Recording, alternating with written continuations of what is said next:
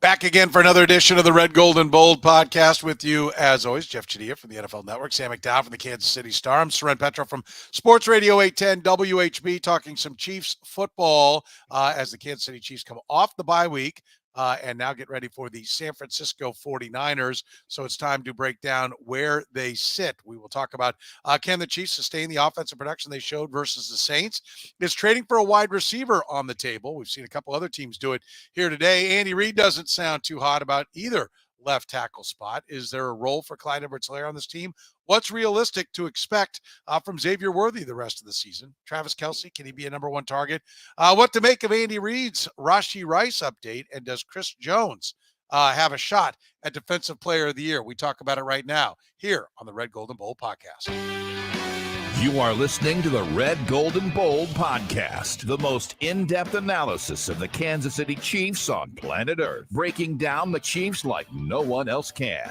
Red, Gold, and Bold is hosted by Jeffri Chadiha, Sam McDowell, and Soren Petro. Jeffri Chadiha is a senior columnist and on-air personality for the NFL Network and NFL.com. Sam McDowell is the sports columnist for the Kansas City Star. Soren Petro is the afternoon drive host of the program on Sports Radio 810 WHB in Kansas City. The Red, Gold, and Bold podcast is proudly brought to you by David Starnes Allstate Insurance, covering all the important things in your world: home, business, life, and even the fun stuff as well. Motorcycle, boat, ATV, you name it. Get with Dave and he'll have you covered. You can give Dave and his crew a call, visit them online, or stop into any of their locations, including North Kansas City, Liberty, and Branson, Missouri. Elevate your coverage, elevate your confidence, and drive worry-free. Don't put those insurance needs off any longer. Get with Dave. He'll give you peace of mind today for the things in your life most important to you. Now, here are the hosts of the Best Chiefs podcast, Jeffri Chadiha, Sam McDowell, and Soren Petro. Thank you very much, Curtis. We do appreciate it. Chiefs off the bye week and ready to get back at it. Early bye week. We'll see how they handle that, if that ends up being a problem. They did go in with what was their best performance so far, particularly on the offensive side, Jeff. Is that the new norm? Can the Chiefs keep up what we saw them do in their final game before the bye week against the New Orleans Saints? They can if they stay committed to it, and if they stay injury-free. I mean, that's really the key here, is that the people they're relying on, Kareem Hunt, Juju Smith-Schuster, Travis Kelce, most notably, are guys who are at risk of injuries because of either their injury history or because of their age. And so you start losing guys from that group of what's left of your playmakers, it's going to be really hard. But I like their approach going into that Saints game of being more run-oriented, of being more conservative as far as throwing shorter passes. Yeah, they took a deep shot to Xavier Worthy, but they can't live on that high wire of trying to push the ball down the field anymore. They're going to have to rely on some guys who are probably going to be more chain movers than explosive. But if they can keep that going, yeah, they got a great shot of maintaining that. How about it, Mr. Mom? Do you think, by the way, I'm sorry, Sam. Sam's doing double duties. He's solo at the house. Can we take a minute to recognize what the man's doing? He's still hitting. That's Similac on his shirt. Is that little ones in the house? And he's handling it all solo and doing a podcast, people. You will respect what Sam McDowell is pulling off here tonight. All right. You understand that right now. Anyway, I feel for you, buddy. I've been there on those moments. And so I'm proud of you. I'm proud of you standing tall tonight. How about the offense, though? Can they keep going what we saw them do the last time out? Yeah, I mean, so Jeff hit on this, and I wrote about it a couple of weeks ago that the Chiefs have turned into this run-first offense. On first downs, they're running the ball 57% of the time. They've never run it more than 50% on first down in the Patrick Mahomes era. And I thought last week we saw for the first time the real effects of a defense adjusting to it. Because it's not just that they're running the ball a lot, they run it really well. They've got the second best success rate in the league. And by the way, that's despite their running backs not grading particularly well. I know there's all this talk about Kareem Hunt. He was actually the third worst in week 5 in terms of rush yards over expectation. Like, this is their blocking and their scheme that's producing this run success that they've had. But getting back to the effect that it had, Patrick Mahomes last game against the Saints was 9 out of 10 in running play action plays. Teams have gotten to where they are respecting the run at a higher rate than they ever have. They're playing fewer light boxes against the Chiefs. And so I think it opens up the Chiefs' possibilities offensively more than what they've had, because, look, they were forced into the situation by their wide receiver situation. Like, they plan on having Rashee Rice. They plan on having Marquise Brown. They don't have either. And so their best option has been, they've got 3 really good interior linemen. All 3 of them grade really highly still. And so why not use that group? And using that group is using the run game. And now the run game is potentially going to open up the pass game. So I think the most optimistic view of why the Chiefs could keep up their offensive success is because they've got 2 things now that can beat you. It's not all built around Patrick Mahomes over these first 5 weeks of the season. I think it's a great point, and I think it's Patrick Mahomes showing a little bit of his inner Tom Brady, right? Like, Tom Brady had moments where, particularly his Super Bowl win over the Rams, where they were ground and pound. They were old school in what they did. And that he wanted to win more than he wanted stats, and I think that may be the single biggest divider. Maybe that's not fair. I've heard Aaron Rodgers talk about getting the running game going. He definitely wants the run game, but I think Aaron, Tom Brady was willing to do literally whatever it took to win. And Jeff, can we agree that, by playing this way, run first, or at least featuring the run, it does show a level of maturity from Patrick Mahomes? Oh, yeah. I think he's been trending in this direction for years. I mean, he's had to play small ball the last couple of years. I mean, Sam's constantly quoted their rate of throwing the football down the field in explosive plays. And, they knew after whatever it was, the 2021 AFC Championship game, that once Tyreek Hill was gone, they were going to have to adjust to not always having that option available to you.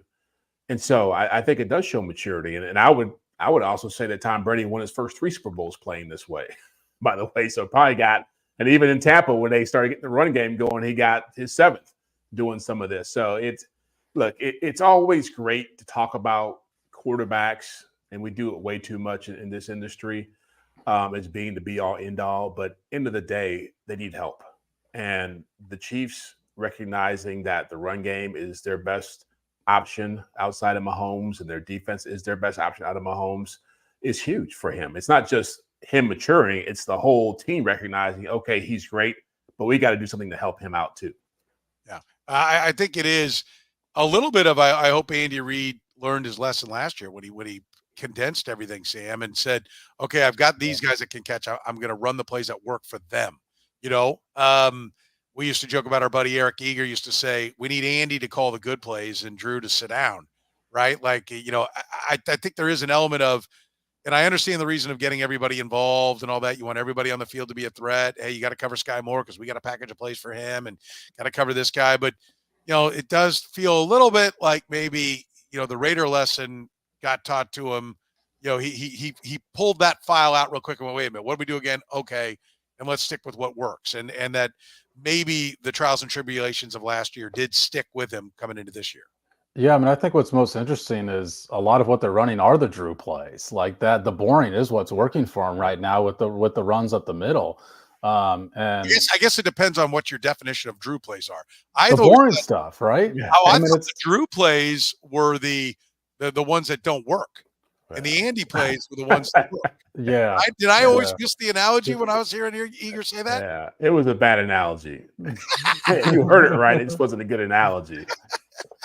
But look. I mean, the ultimate goal is to still be a pass first team. I think it's just how do they get there? And I think being a run first team for 5 weeks is actually one of the avenues to being a more successful pass team.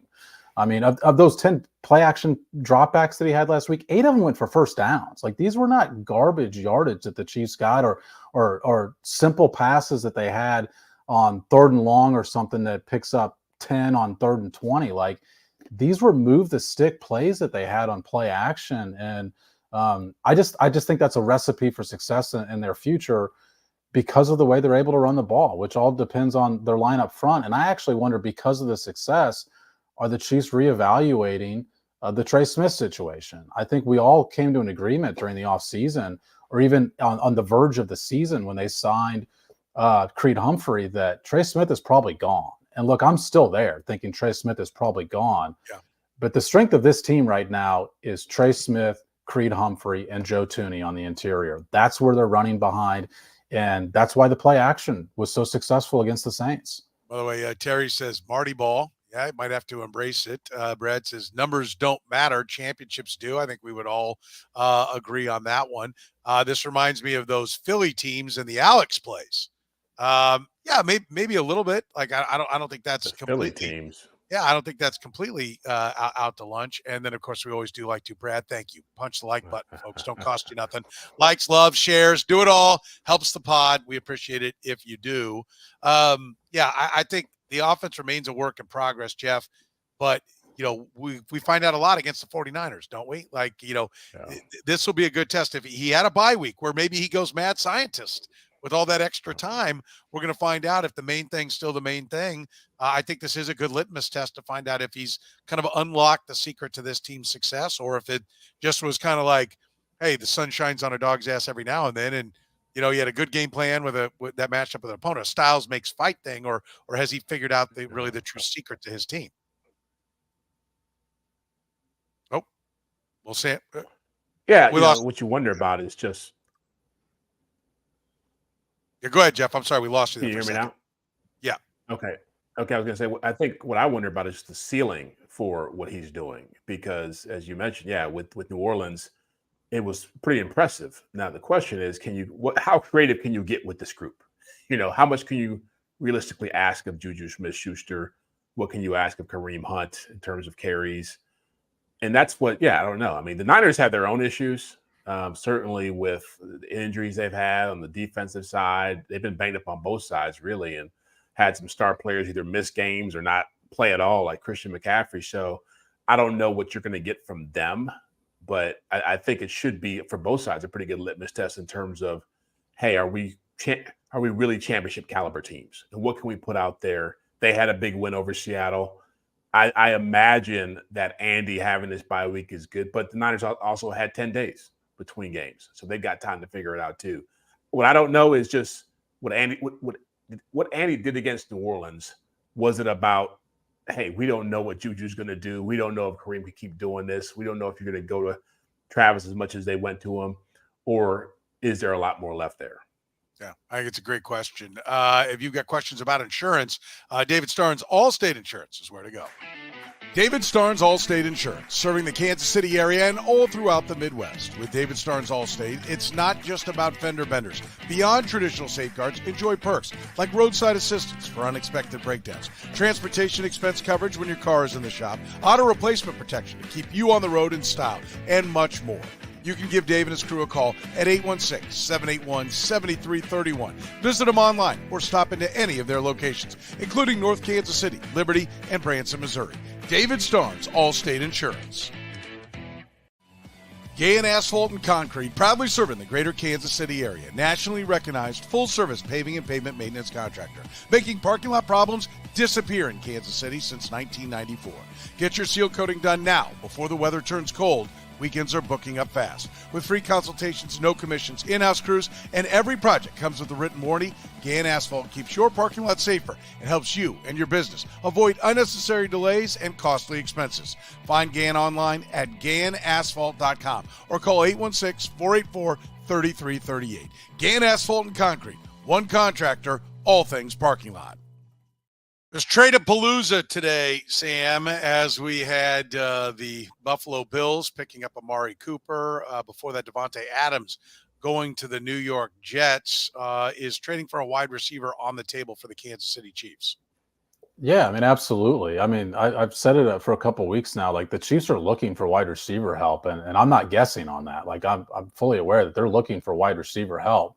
But when you look at the deals that have been made, I mean, I think we all tried to warn people that those were going to be too rich for the Chiefs for different reasons. I mean, financial reasons, and then draft pick compensation reasons. And look, I mean, Amari Cooper also has not played great football this year when you look at the metrics. And so he's had terrible quarterback play when you look at like his normal stats. Like Deshaun That Watson, is the metric. Deshaun Watson's not giving any of his wide receivers a chance.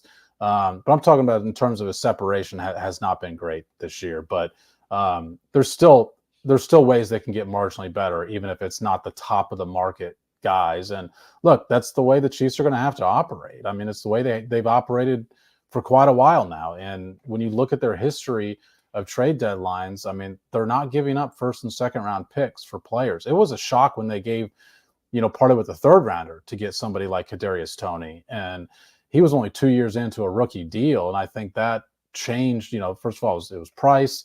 And it was, the potential, your draft grade on a player is very, very recent in that situation.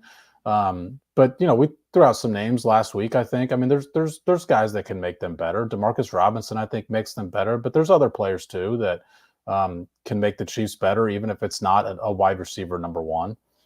Is there a type? I mean, Amari Cooper was a type that fit their salary cap situation, Jeff. They don't have a lot of salary cap room. Devontae Adams didn't fit. I had somebody send me a thing today saying they should be going for Tyreek Hill. He does not fit.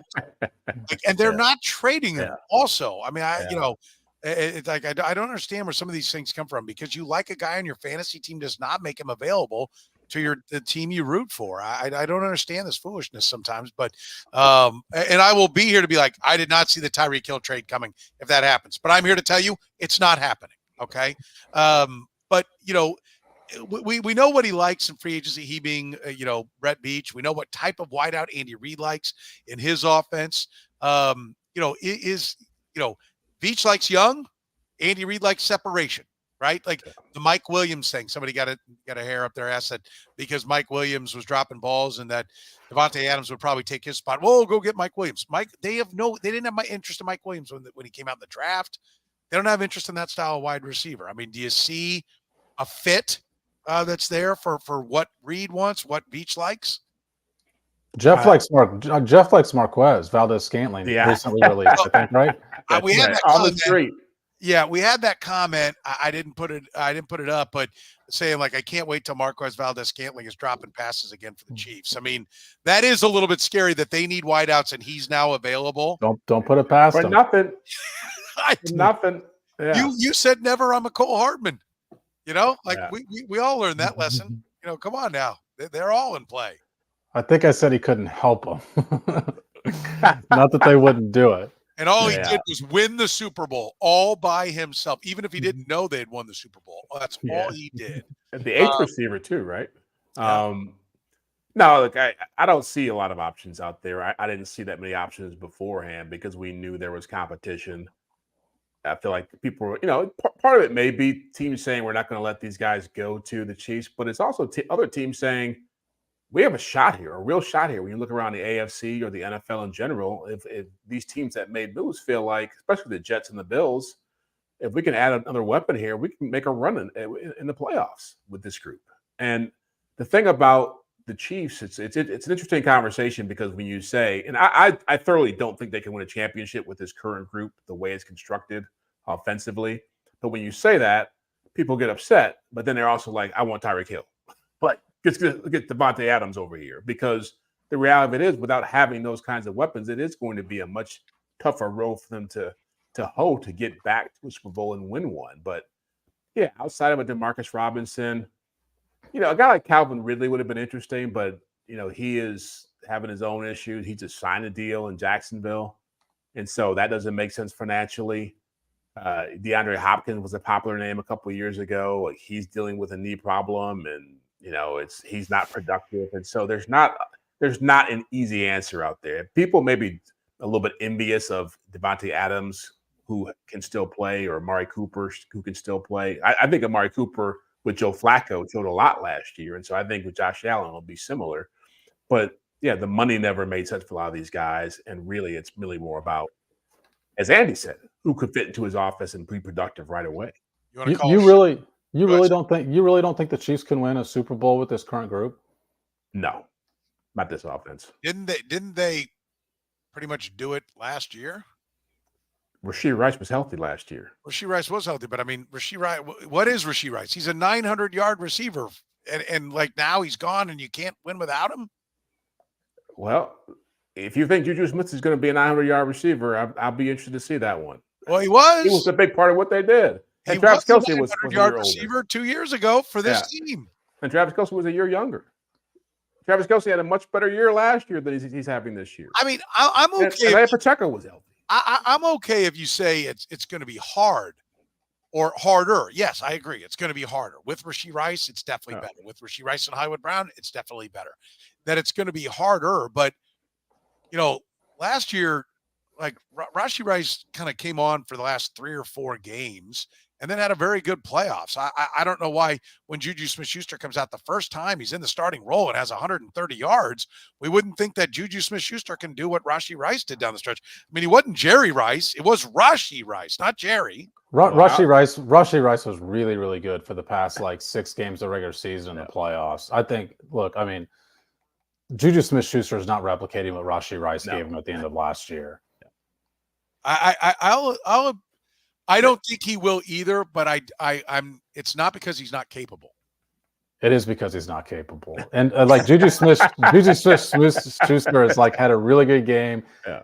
I think you're underestimating what Rashee Rice gave him last year. I'm not trying to diminish what Juju can give them, but Rashee Rice was really, really good. Okay. For the last half of last year. Offensively. He did save him offensively. I'll give you that. And trust me, Jeff can attest this. I'm president of the Rashee Rice fan club because he made me look good as one of my few bold and daring predictions that I got right last year. So I'm a fan of the guy's talents, no doubt. But and you're probably right. Whatever the knee capabilities are of Juju Smith-Schuster probably does limit him to what he can do for Rashee Rice. I probably got a little excited there. So I'll stand corrected on that one. Thank you for talking some sense into me. But it's not just Juju for Rashee. It's Xavier Worthy on top of it, right? That's part of it as well. He's got 200 yards of offense right now. Well, Xavier Worthy's on our list. I mean, let's talk about let's him do it now. here. What is in your mind? What is the contribution Xavier Worthy can make? And if Rashee Rice came on over the last 6 games, then isn't that the last 6 games where we really find out what Xavier Worthy is going to give him in the postseason? I don't think it's a good idea to compare apples to oranges. I think Rashee Rice is a different kind of receiver who allowed them to run different types of plays. If you could tell me, hey, we're going to throw the ball to Xavier Worthy and he's going to break 2 or 3 tackles and pick up 10, 12 yards or more a play, I'd be down for this. But he's not that kind of player. He's a downfield threat. He's a guy who's going to run gimmick plays right now. He can evolve into something more, but if he becomes more than that at the end of this year, I will be very surprised. I think he's already shown. Is it? Let me ask you this. Sorry to interrupt you, Jeff, but if Juju can be 80% of Rashee Rice and Xavier Worthy does everything Marquez Valdez-Scantling did except for catch the ball, they beat the Eagles on Monday night. They he doesn't have to do that much to make up a lot of, their shortcomings from last year. Well, here's what I'll say. Marquez Valdez-Scantling, for all his shortcomings, went in the league 6 years before he started doing things. Yeah, it's already been cut in Buffalo. But he played a lot of football. Xavier Worthy's played 5 football games in the NFL. What Rashee Rice did last year, given Andy Reid's history with young receivers in this offense, was a complete outlier. If you had a long history of guys doing that, I would say that, but I don't see, again, this huge growth spurt coming from Xavier Worthy. And I also, like Sam said, I don't see Juju being even 30% of what Rashee Rice is. I think by the time we get into December, we're going to be on this podcast talking about Juju's hurt. He's not doing what we thought he would do, or we see why New England cut him. He's missed 18 games. The 1 year he had in here 2 years ago was the only time he's been healthy in the last 3 years. Outside of that, he's missed 18 games. That tells me he's going to get hurt. It's a fair point. I mean, I do agree. I don't think he's playing every game from here through the Super Bowl. I will grant you that. Sam, Xavier Worthy part of the equation. I think Xavier Worthy is going to be a more productive receiver over the second half of the season. I don't think it's going to be the same trajectory that Rashee Rice had over the back half of the year. But I do think we're going to see a similar curve, even if that curve is underneath the Rashee Rice one. I mean, I went back and watched just Xavier Worthy on every single play against the Saints during the bye week, and he's open more than his quarterback is throwing him the ball. Now, Patrick Mahomes, often it's because it's not. It appears to be to where it's not his first read. It's not the first player he's looking to, but there's a more diverse route tree than I think we've seen as far as his targets. I think he's running a more diverse route tree than what, if you only look at the plays he's target on, that it would indicate. And I wonder if part of their self-scout during this bye week tells them that, hey, this guy is getting open at a higher clip than maybe we anticipated, and we got to use him more. He's got to be the first read on plays more frequently. That's what happened with Rashee Rice at the back half of last year, is they realized that Kelce had lost half a step, and therefore they needed to go to Rashee Rice more frequently. And to Jeff's point, that saved the offense when he became the focal point of the offense. I don't think that Xavier Worthy is going to become the focal point of this offense, but I do think we're going to see his target share increase as the weeks move forward. Yeah, let's hear what Andy Reid had to say. This is from yesterday's Zoom when he was asked what he thinks of Xavier Worthy at this point. I think Xavier's done a nice job for us. He does a lot of things there for us, a lot of different positions. We've got flexibility with him to move him around, and he's a quick learner, which helps in this offense. So I'm happy with what we've got so far, and I don't think we've tapped that out at all. He'll keep getting better, just sure, and that's exciting. I don't know about you, Jeff. I heard 1,210 the rest of the way. What did you take away from those comments? That's your prediction for. Didn't you have a pretty high prediction for him? I had quite a lofty one. I did. Yeah, you're like 1,000. I think Sam might have been close to 1,000 yards too. No, I was not at 1,000. Oh, that was the Hollywood Brown. That was on Hollywood. That was Hollywood Brown. Yeah. Both of us were on Hollywood Brown for 1,000. But by the way, we make those predictions. They're hermetically sealed, not to be opened until after the season. So. Jeff, didn't you have Robert Saleh as a coach of the year? I did. Yeah. Yeah, that's right. I feel good about his flag football. That's game over. Now. That didn't say what league. Mic drop. He's going to be strong in the New York suburban. I wasn't positive it was you. I just knew it wasn't high me. school football league. So could happen. He's got time. Right. Like it's what I think. If again, what I worry about is people think I don't like Xavier Worthy. I like Xavier Worthy. I think he's got a bright future. I just look at how they're using him. I look at the success he's had, and it's not like he's doing things that he's getting schemed up for stuff. Like, it's not like his talent is jumping out at me and saying he can do all these things that we haven't seen him do before. Like when Tyreek Hill was a rookie, they threw him the football and he just ran 80 yards with it. Like, it was just like, okay, you don't have to do anything special. Here's the football, and he went and scored a touchdown. Like, they can't do that with Xavier Worthy. And I mean, if Patrick Mahomes throws a football, I mean, first of all, they did it against the Chargers. Yes. The very following week against the Saints, he draws what, a 50-yard flag at the 2-yard line. Wow, that was a pretty weak. He did it in the opener against Baltimore. He had a step on the guy. Like, but come on, that's what happens. Like, but when the coverage, he ran through everybody in Baltimore, ran right by them against the Baltimore Ravens. I mean, you can't do the coverage. You can't just throw away all the successes of one guy. You know? I'm not throwing it away. I'm saying when all that sums up to 200 yards of offense through 5 games. That's 40 yards of offense a game. That's on pace for 680 total yards in the season. Now, if you're telling me if he's sitting here with 500 total, yards of offense, what's that? Just receiving. That's right? receiving and rushing. I think he's got like 100-yard receiving, 120-yard receiving, and like 50 He's at 180 receiving, 42 rushing. Yeah, so 222.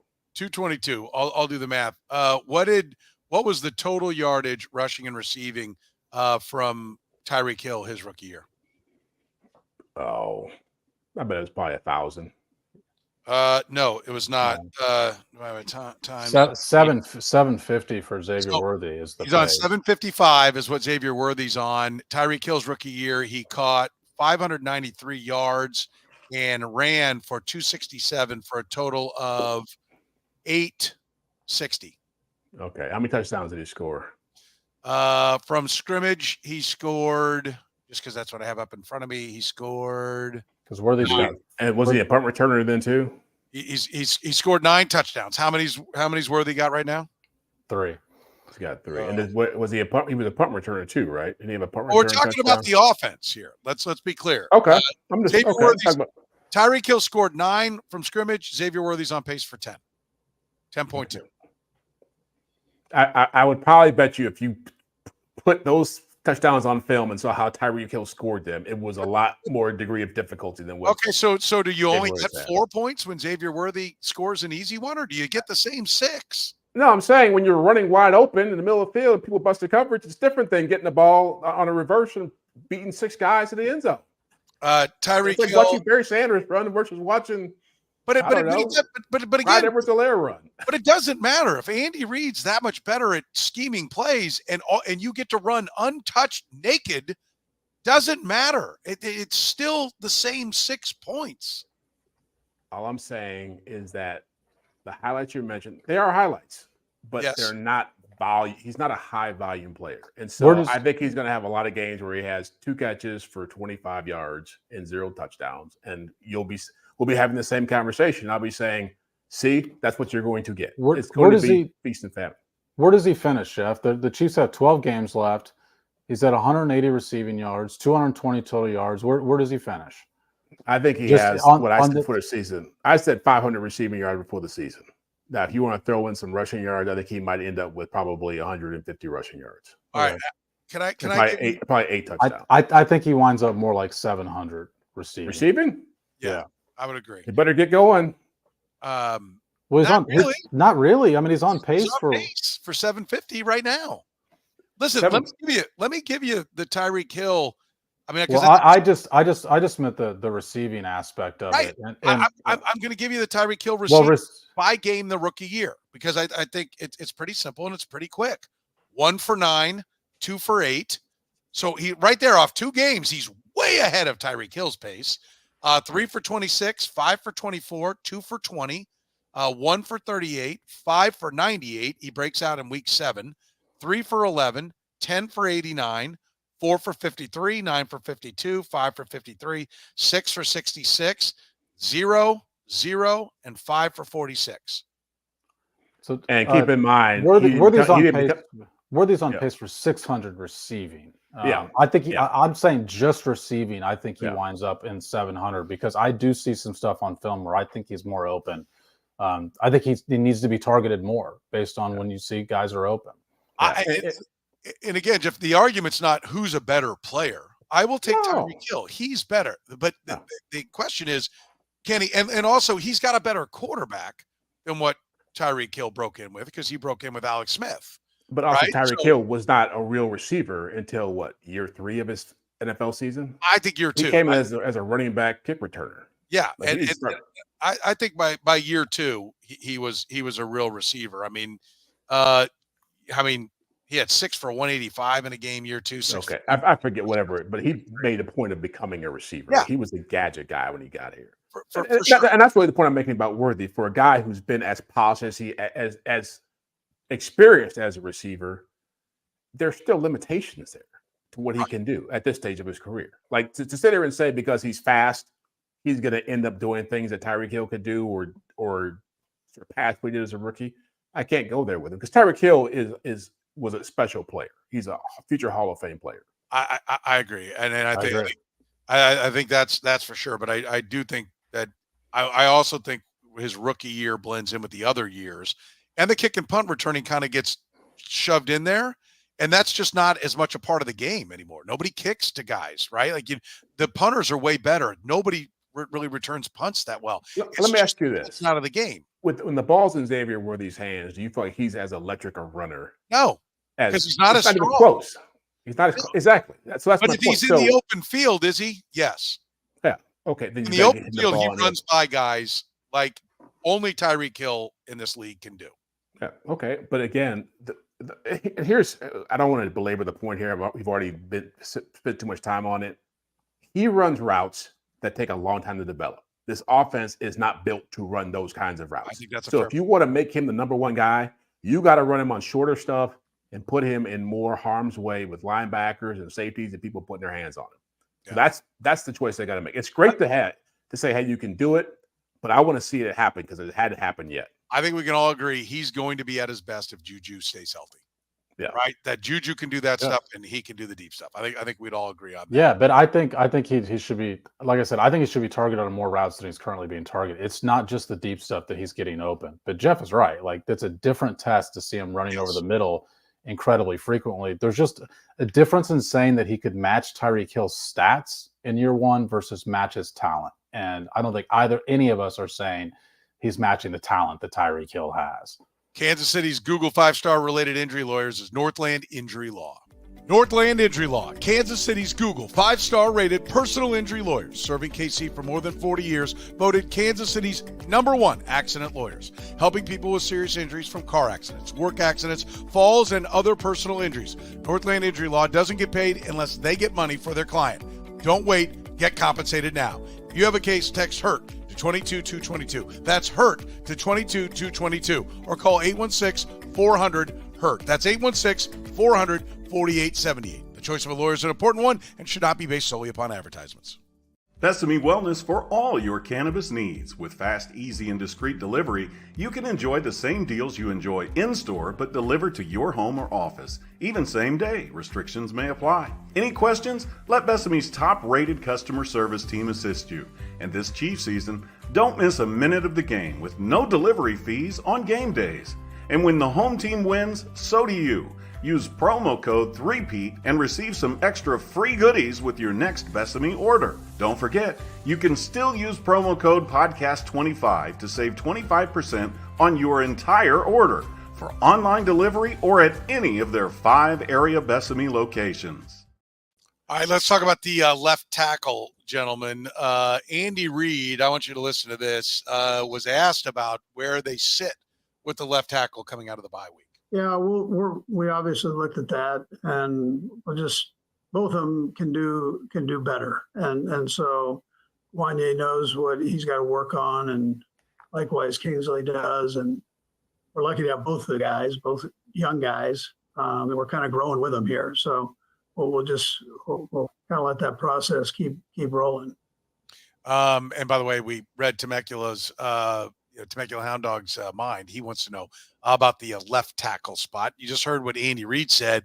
Jeff, less than a, banging of the drum for either guy there. Yeah, it's probably the tough time to get that assessment after a bye week, and even though they had a big win, Wanye Morris did not play great in that game. And so, look, Andy Reid knows what's coming this week. A lot of Nick Bosa. and they're going to get it from Juan Taylor's going to get it, and Wanye Morris is going to get it. And if Wanye Morris gets hurt, Kingsley Suamataia is going to get it. And there's a lot more of that down the road in terms of edge rushers. So they've been able to manage this fairly well, but it's a big issue. And it was a big issue when the season began. It was a big issue when they saw the Bengals and the Ravens and teams that had, good pass rushes. And it's good to hear Andy say, one, hey, we recognize it's not great, and two, that we're growing with these guys. That's always been the question I had about Andy and Red Veach and these guys when it comes to that position, because they really didn't want to have to go through this process of having to deal with this. These are first world problems for teams like the Chiefs. At some point, you're going to have a player at a position that you're going to have to live with and find a way to deal with it, and they're dealing with it now. The good thing is you can say you're 5-0 and you still got a great quarterback and you still got a great chance to make a deep playoff run. But yeah, after watching Wanye Morris, it didn't give me a lot of faith moving forward about how that's going to work out. Yeah.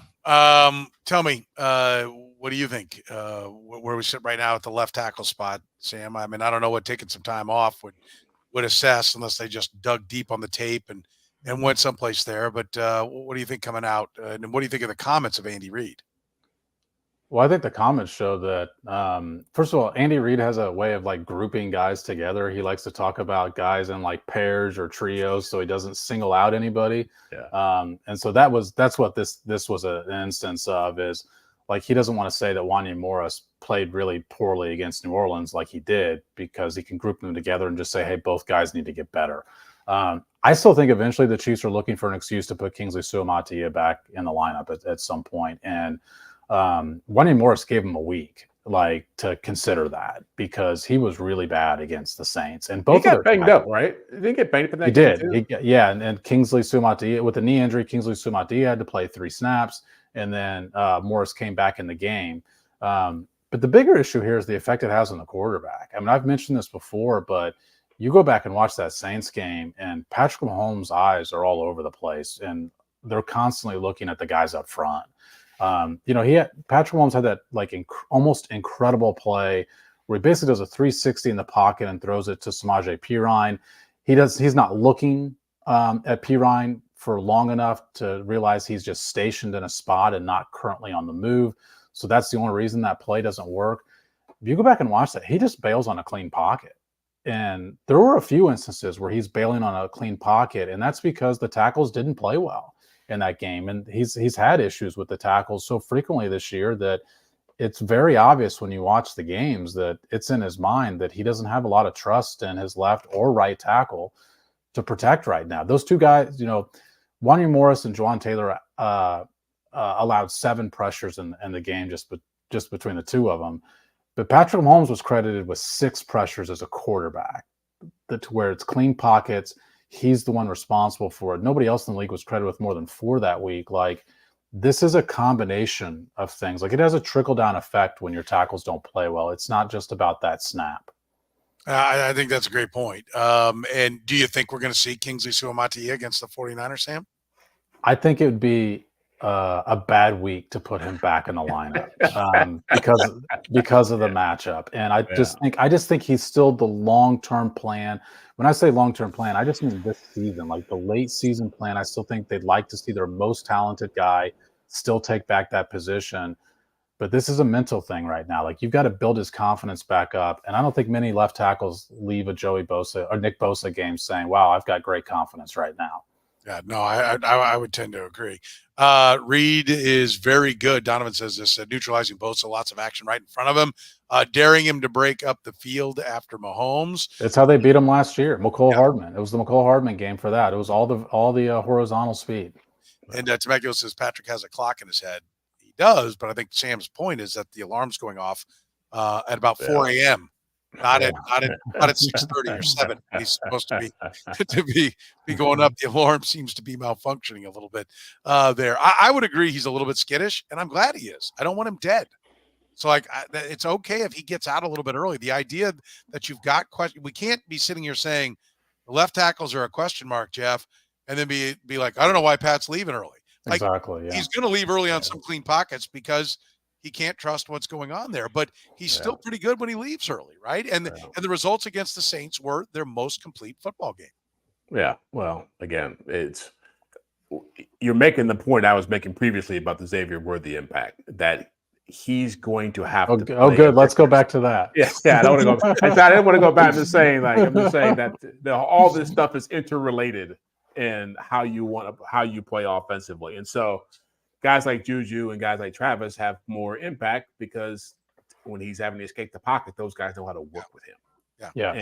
And that's where you're really going to see the impact. And that's where Juju really can have a lot of success. I'll bet at some point we see kind of a Josh Allen escape the pocket and let it fly. I think there's probably some feeling out of Xavier Worthy learning to do the DeMarcus Robinson. DeMarcus Robinson was the best at he's running, so am I. I'm going long. And we saw some of those plays, and I think we may see some of those. But broken play with the guy who goes deep, and Mahomes will find you. DeMarcus was terrific at running downfield without the ball and running backwards with the ball. Yeah. But I would say that a broken play, what Sam's talking about, where you're leaving clean pockets, is different than a broken play where you're escaping the rush, because the defense is you're marrying the coverage to the pass rush. I think what I've seen a lot of this year, which I've been surprised, but they should get ready for more of it, is fewer teams doing the Nick Bosa thing and just trying to get around the edge as fast as possible with hair on fire type play, and really more of how the Bengals always rush them, which is to say, we're going to keep you in the pocket. We're going to cut off your escape lanes, and we're going to make you, if you want to leave, go ahead. But we've got people around you, either delayed rushers or spying you, things to make that harder for you. So it's not as easy to do. When Josh Allen runs, the danger of him actually running somebody over is always a big part of that process. It's different with Patrick. You mentioned running, and of course, Sam doesn't want to go back to the topic of Xavier Worthy. So let's stick with a really fun topic of Clyde Edwards-Helaire. He's been cleared to practice. His 3-week window is open. Is there a spot? Is there a role for Clyde Edwards-Helaire on this team, Sam? Well, they activated him today. Like, he's on the 53 now. So they've got 4 running backs. I mean, look, Clyde Edwards-Helaire has not played a prominent role in this offense in years. And so he does not return to a prominent role either, even with the injury to Pacheco. But Carson Steele's had 6 touches in 7 quarters since his second fumble of the season. There's not a lot of trust there right now with a rookie who fumbled in back-to-back weeks. And so if there is a role for Clyde Edwards-Helaire, that's probably it, because he knows pass protection better than Carson Steele does.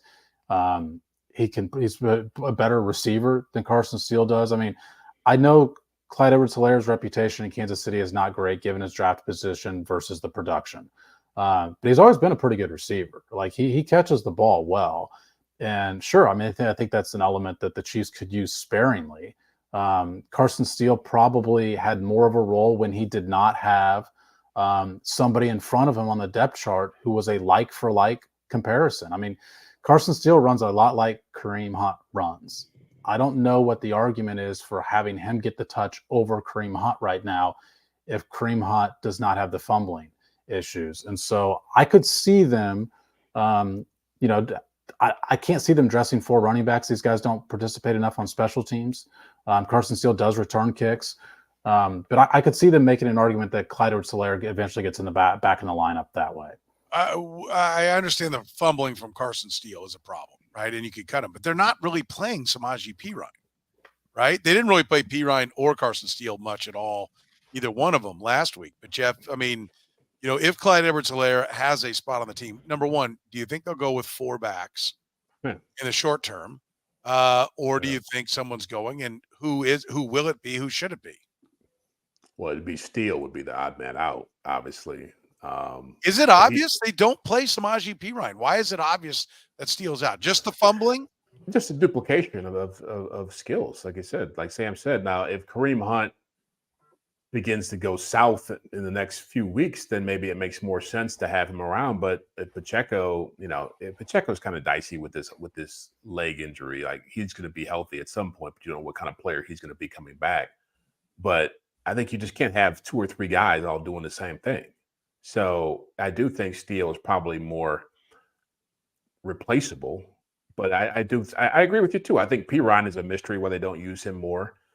I do feel like they trust Clyde a lot, and that's the only reason he's here. And this offense is big on trust, and he did make some plays down the stretch last year. I remember the touchdown catch he had against the Patriots, so there's value there.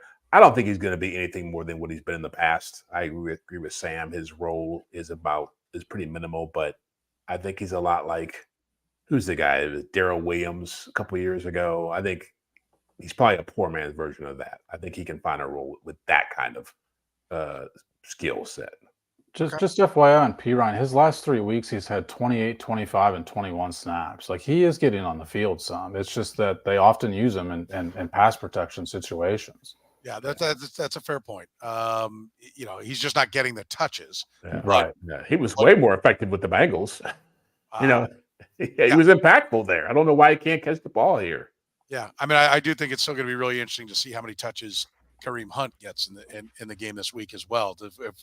Is 25 the plan, or was just 25 what happened? Andy Reid certainly didn't, give any kind of indication about like, oh, well, that was too many. I mean, he made the hot tub, comment, but, he said, well, we'll just, get in there and see how it goes, see how it feels. Okay. All right. Yeah. Cold tub.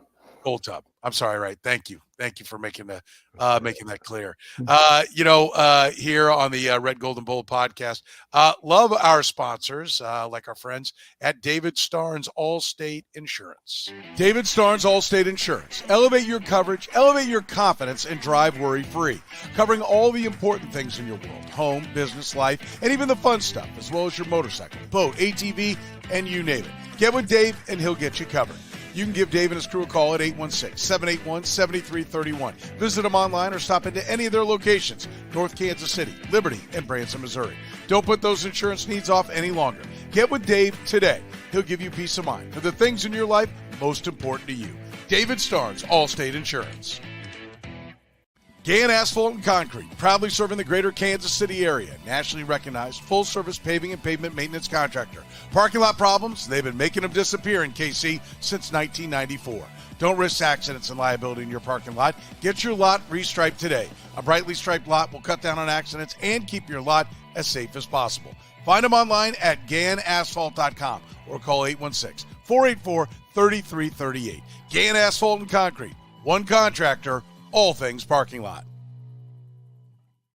All right, let's talk a little bit about Travis Kelce and whether or not he can be a number one. He's been pretty good in this time. You know, if you don't believe in Juju, do you believe in Travis Kelce's ability to be a number one?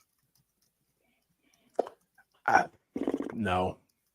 Okay. I feel like he's about what I thought he was going to be, which is I think he's on pace for about 700 yards receiving. I thought he'd be under 900. So I feel pretty good about that prediction right now. Doesn't mean he's not helpful. He definitely, you can still see him being a chain moving guy. You still see what he means to the offense when Patrick can get him going and other guys can open some things up. But I mean, end of the day, it's like he's averaging probably 8-9 yards a catch. If that, I'm sure he's not in double digits in that regard. And when he got the ball even a couple of years ago, even last year, he could do something with it. He just can't do that anymore. And I know it's hard for people to hear that, but we all lose our fastball sooner or later. If you saw Soren 20 years ago, you'd be amazed at the things he could do. Never had can't one. do it anymore. Never had one. Before the Coronas, that different kind of guy. So, but no, again, he's where he should be. He's still a very good player. He's just not exceptional anymore. Yeah, I mean, you don't have to be as good as he was at his peak, and you could still be the number one target. Sam, do you think he can be that guy? So catches, yes. Yards, no, because I agree with Jeff's assessment. And when you look, deep into Travis Kelce's numbers, what really stands out is the lack of yards after catch that he's had. He's at 3.9 yards after catch per reception. Like he has 94 yards after the catch for 5 games of the season. He's never been below 400 for a season. And he's pacing for like under 300 this year. So that's where it really stands out. Having said that, like he still creates separation. ESPN Analytics has, averages out separation. He's still second best among tight ends in terms of creating separation. Now, I don't think he's running as elaborate routes as some of these other guys are.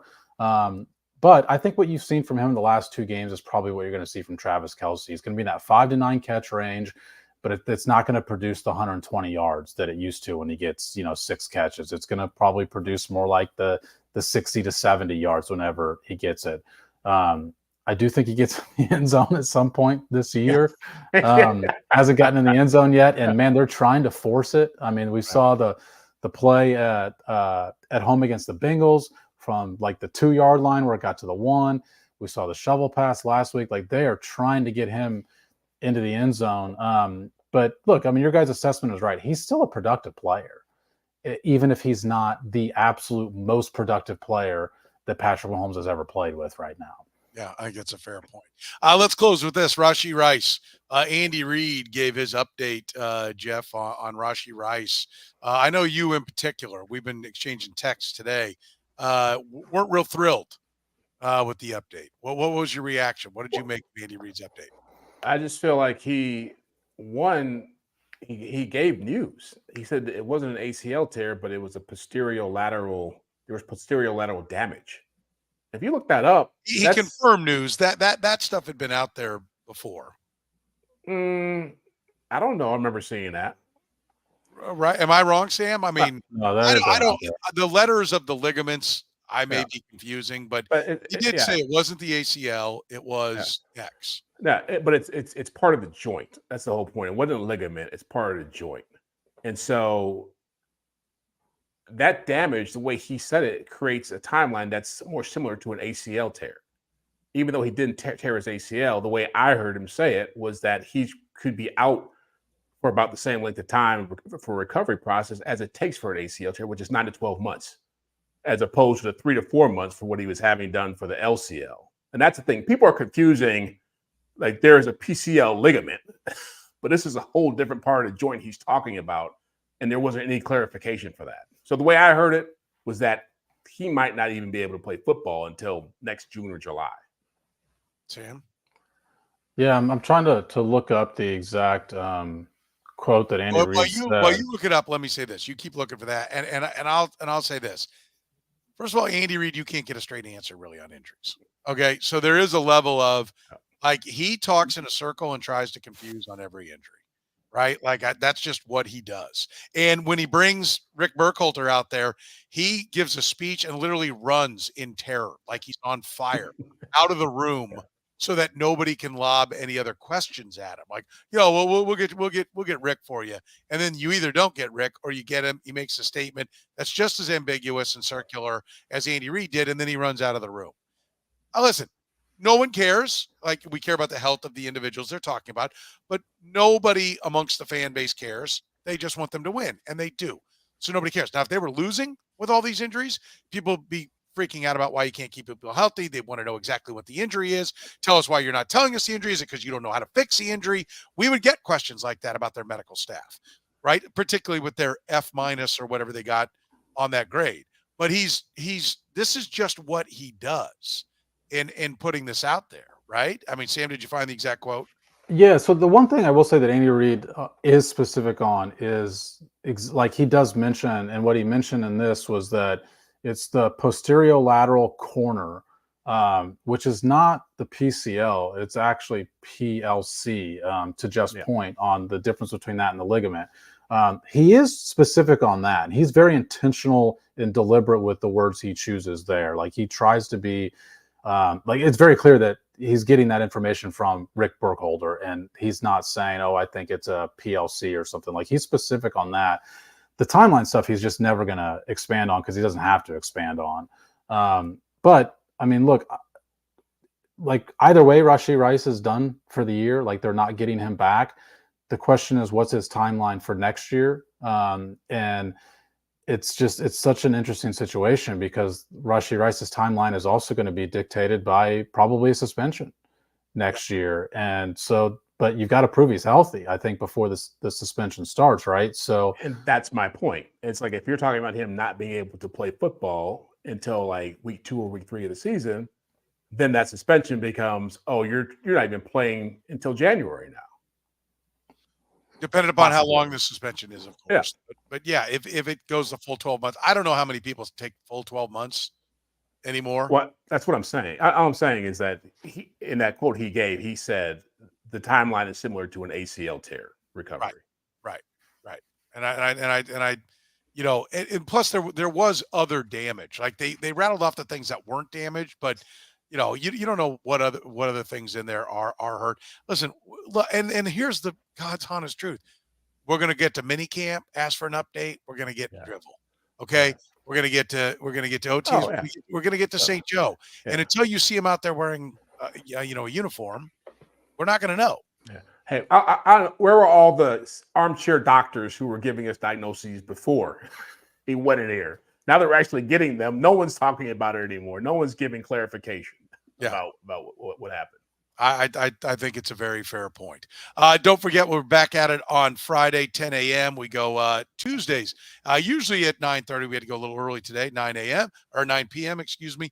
Fridays at 10 a.m. And, of course, we're always brought to you by David Starnes, Allstate Insurance, serving the Kansas City area and all throughout the Midwest. Give Dave and his crew a call at 816-781-7331. Our friends at Gann Asphalt and Concrete, one contractor, all things parking lot, celebrating 30 years in Kansas City. Find them online at GannAsphalt.com. Our friends at Northland Injury Law, where they are, of course, Kansas City's Google 5-star rated personal injury lawyers, voted the number 1 accident lawyer in Kansas City for more than 40 years. It's Northland Injury Law, and by our friends at Best Me Wellness. Remember, the promo code podcast25 could save you 25% on your entire order at Besame Wellness. For Jeff Chadiha from the NFL Network and NFL.com, Sam McDowell from the Kansas City Star, I'm Soren Petro saying thank you very much for joining us here on the Red, Gold, and Bold podcast.